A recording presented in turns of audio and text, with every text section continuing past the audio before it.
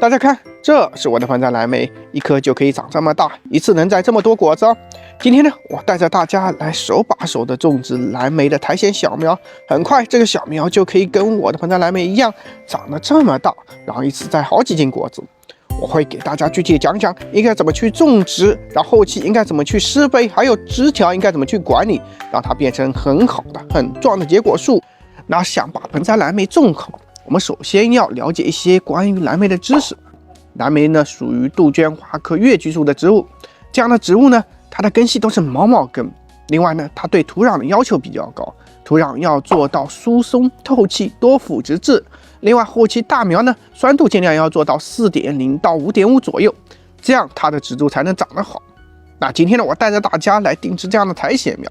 苔蘚苗從小適應當地的氣候，而且後期適應了以後，生長速度要比你去種植大苗快很多。那想把這樣的苔蘚苗種好，首先就是要選擇合適的土壤。最簡單的就是用0-10左右粗細的泥炭土，稍微加一點顆粒就行。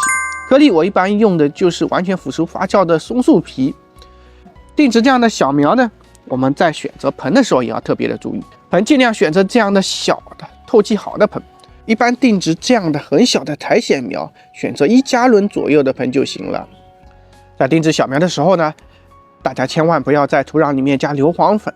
加硫磺粉後期呢，這樣的苔蘚苗耐受能力差，有可能會出現情況。等到它長得大一點了，第2次翻盆的時候，我們再配土的時候再加入少量硫磺粉。當然，如果你有經驗，也可以用大一點的盆來種植，比如說2到3加侖也是可以的。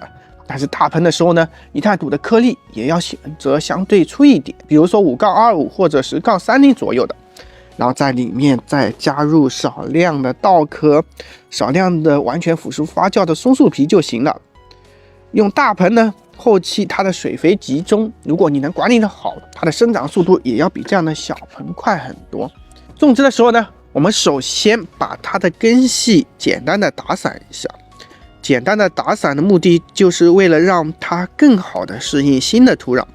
就這樣挖個坑，然後給它放進去，壓壓實，煮一下1、2、3、4、5，最後呢，給它澆透水。大家一定要注意，如果你用的是新的泥炭土，它需要反复澆很多次才能把它澆透。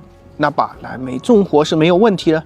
接下来呢，我們就是要想着怎麼讓它快速的出根系，讓它的植株長起来，還有後期呢出很多的分支，這樣後期苗長得快，後期結果也多。想讓這樣的小苗苗快速的長起來，當然還離不開精準的施肥。那肥應該怎麼去給，讓它的根系長得好，讓後期植株也長得快呢？我們現在先不要急着給它施肥，等到慢慢的開春，很快它就會萌芽，在萌芽半個月左右，我們可以去給一些低濃度的磷肥，比如說0.2%到0.5左右的磷酸二氢鉀。那低濃度的磷肥有助於它的根系快速的長起來。根系快速長起來，那後期呢，吸收水分能力也會變強，那當然它的植株也就長得快了。等到萌芽1個月左右，我們可以開始追少量的均衡肥了。均衡肥是什麼？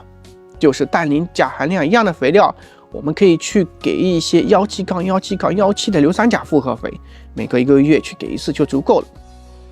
要不了2、3個月呢，很快它的苗就可以長得這麼大了。那這個時候呢，也是它出新筍還有新的側枝的高峰期。那這個時候我們怎麼去保留它的新筍，直接影響着我們後期的產量。那這個時候呢，怎麼去保留它的新筍還有側枝，要根據後期我們想用多大的盆。如果你只想用5到7加侖的盆，那建議大家呢，只保留2到3個比較壯的筍，那其他的筍呢，可以給它去掉，底部的側枝呢，給它稍微修剪掉一些。後期呢，可以對它進行多次打頂，然後讓它出来更多的分支。